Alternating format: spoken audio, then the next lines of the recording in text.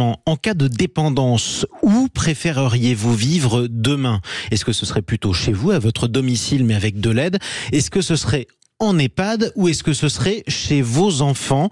Eh bien, vous dites à plus de 80% que vous souhaiteriez vivre à domicile chez vous, mais avec de l'aide. Pourquoi pas une auxiliaire de vie ou un auxiliaire de vie? Ensuite, en minorité, un peu moins de 10% chez vos enfants, très peu dans un EHPAD. Ça s'explique notamment par les récents scandales. On en parle avec notre invité qu'on accueille avec plaisir sur Sud Radio. Laurence Deleur, bonjour. Bonjour. Bienvenue sur Sud Radio. Est-ce que je vais bien prononcer votre nom? Deleur? Deleur, tout Allez, à fait. Comme ça, on sera bon et ce sera vérifié. Vous êtes la co-réalisatrice de ce documentaire Hold Up sur les vieux. Je dis co-réalisatrice avec votre consoeur Nathalie Amsalem. Ce documentaire Hold Up sur les vieux sera diffusé mardi prochain à 20h55 sur la chaîne Arte. Alors c'est un tour d'horizon européen que vous nous proposez. Vous êtes allé dans 5 pays voir comment on s'occupait de nos aînés. Et la première réponse que vous voyez à peu près partout, c'est que le secteur public ne s'en occupe plus ou n'a plus les moyens de s'en occuper réellement et de plus en plus c'est privatisé. Concrètement, ça c'est le point commun entre les 5 pays. Oui, c'est ça, c'est-à-dire qu'il y a quand même certaines EHPAD publiques, etc., mais il y en a de moins en moins. Un exemple, en Espagne, le secteur est privatisé à quasiment 90%. Voilà. Donc c'est assez... En tout cas, c'est une tendance lourde que vous, en plus, vous dénoncez. Ça se confirme également du côté de l'Angleterre, où la privatisation du National Health Service a commencé très fort dès les années 80 sous Margaret Thatcher. Alors, question, après tout, on pourrait se dire, pourquoi pas? Le privé, c'est plus efficace que le public. Ça fait partie des idées reçues qu'on pourrait avoir. Est-ce que vous, c'est la première réponse que vous voyez sur le terrain? Non, c'est effectivement ce que les politiques se sont dit dans les années 80 en France notamment. Les EHPAD à construire, ça coûte cher à entretenir, et donc on va confier ça au privé qui va faire ça mieux que nous et à moindre coût. C'est pas franchement ce qu'on a observé sur le terrain, puisque les entreprises, elles sont là pour faire de l'argent, c'est leur travail, c'est leur raison d'être. Mais la personne âgée, ça coûte de l'argent de bien s'en occuper. Et donc ce qu'on a pu observer effectivement en Espagne, au Royaume-Uni, en Allemagne, c'est que on rogne sur les coûts, on rogne sur l'accompagnement, le nombre de personnes qui vont s'occuper de ces personnes âgées.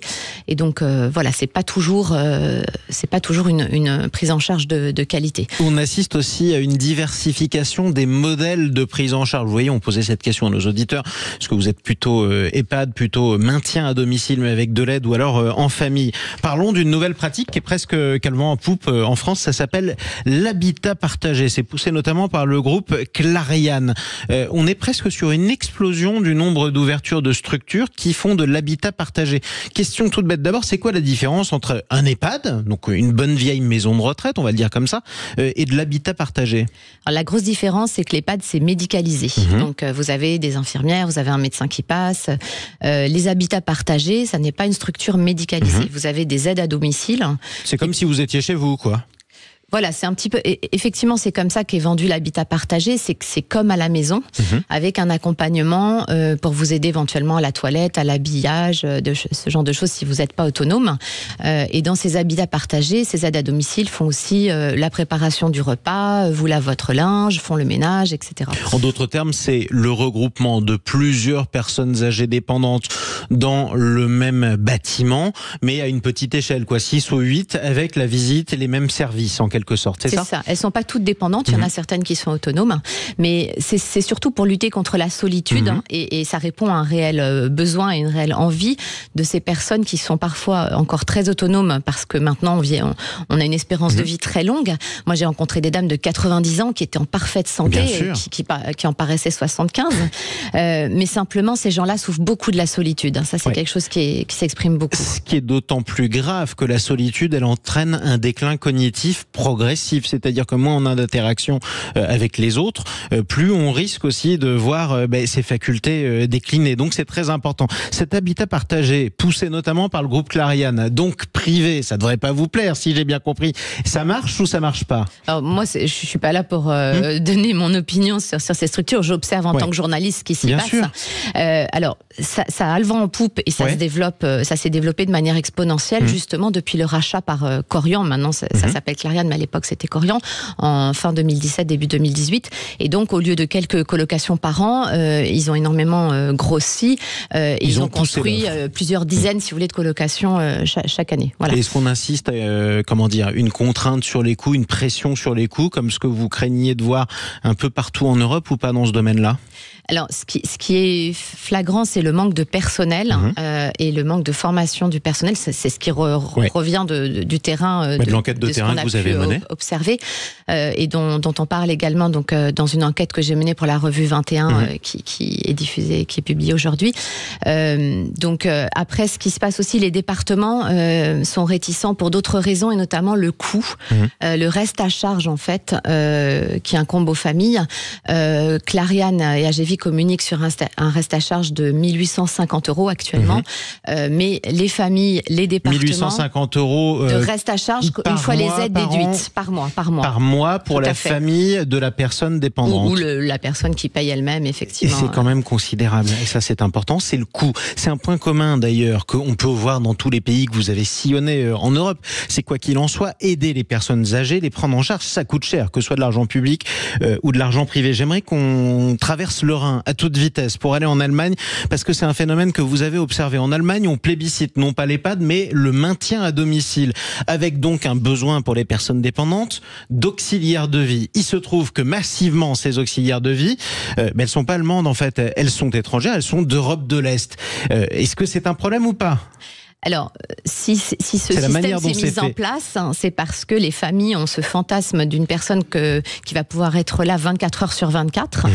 Les EHPAD coûtent cher, ils ont mauvaise image comme dans beaucoup d'autres pays.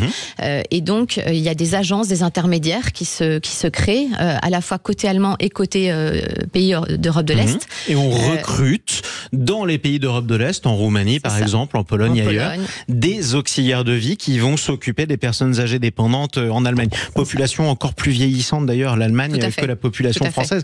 Donc problème structurel massif. Comment ça se passe ? Alors, ce qui se passe, c'est que ces personnes-là sont employées dans des conditions très opaques en fait, et travaillent. Là, on a le témoignage d'une dame qui nous dit qu'elle travaille 16 heures par jour, payée 1 000 €. Elles n'ont pas forcément de formation non plus, et on vend aux familles une personne qui a une formation, et puis en fait, à l'arrivée, la dame, elle n'a aucune formation. Elle apprend sur le tas. Voilà, c'est ça. Et à l'inverse. C'est ça. Et à l'inverse, on vend à ces aides à domicile qu'elles vont s'occuper d'une personne qui est en bonne santé, et quand elle arrive, la personne est en train de mourir quasiment. C'est un autre témoignage qu'on a pu recueillir. Voilà, ces agences font de l'argent en tant qu'intermédiaires, mais il n'y a pas toujours un service à la clé. Et puis ces dames sont un peu exploitées. C'est ce qui ressort d'un rapport du CESE, le Comité économique et social européen de 2018. 1 000 € par mois, 16 heures de travail par jour dans le pays le plus riche d'Europe. Effectivement, oui, ça ressemble quand même à de l'exploitation, et aussi ça pourrait entraîner de la maltraitance, parce que si vous n'êtes pas formé à accompagner une personne âgée dépendante, vous attendez à voir quelqu'un en forme, et en fait c'est quelqu'un qui est malheureusement mourant, mais vous la traitez mal, quelles que soient vos intentions. C'est un point commun que vous avez pu observer entre l'Allemagne, l'Angleterre, la France, l'Espagne, le Danemark ? Oui, tout à fait. C'est pas forcément de la maltraitance au sens où on c'est pas veut forcément la commettre. Du sadisme, voilà, mais ça peut être de l'incompétence qui a des conséquences dramatiques, quoi. C'est ça. Effectivement. Et ça vous le voyez dans les 5 pays que vous avez vus ? Oui, tout à fait. Le manque de personnel entraîne de la maltraitance, forcément. Et l'absence de formation, ou le manque de formation également, oui. Dernière question, alors c'était un des tout premiers projets d'Emmanuel Macron en 2017, projet complètement avorté, c'était le projet de créer un 5e risque. En gros, l'assurance maladie pourrait assurer les conséquences de votre dépendance, mais pour ça il fallait cotiser. Ça a été abandonné parce qu'il fallait cotiser en plus, mais ça veut dire aussi qu'on est complètement démunis aujourd'hui, on n'a pas les moyens de la financer, l'aide à la dépendance en fait, que ce soit du public ou du privé. Il va bien falloir, parce que en 2050, un Européen sur 3 aura plus de 65 ans. Donc c'est un défi qu'on va devoir affronter, que tous les États européens vont devoir affronter. Après, c'est une question de choix politique aussi. C'est ce que nous disait Xavier Fortinon, le président du département des Landes. Les Landes ont choisi de ne jamais accorder des EHPAD au privé lucratif. Et donc, ils investissent énormément. C'est des choix politiques. Mais voilà, plus on tarde et plus c'est difficile d'affronter ces choix, parce qu'effectivement, ça coûte très cher. Oui, il ne faut pas procrastiner dans ce domaine, ça c'est très important. Hold Up sur les vieux, c'est à voir mardi soir à 20h55, documentaire que vous co-réalisez avec votre consoeur Nathalie Amsalem. Article aussi à lire aujourd'hui, c'est important. Voilà, qui est publié aujourd'hui sur le site de la revue 21. Exactement. Et qui est consacré à Gévy, la filiale de Clariane. Enquête édifiante à découvrir aujourd'hui. On continuera à parler de ce sujet de la dépendance parce qu'il est fondamental et qui sera de plus en plus important.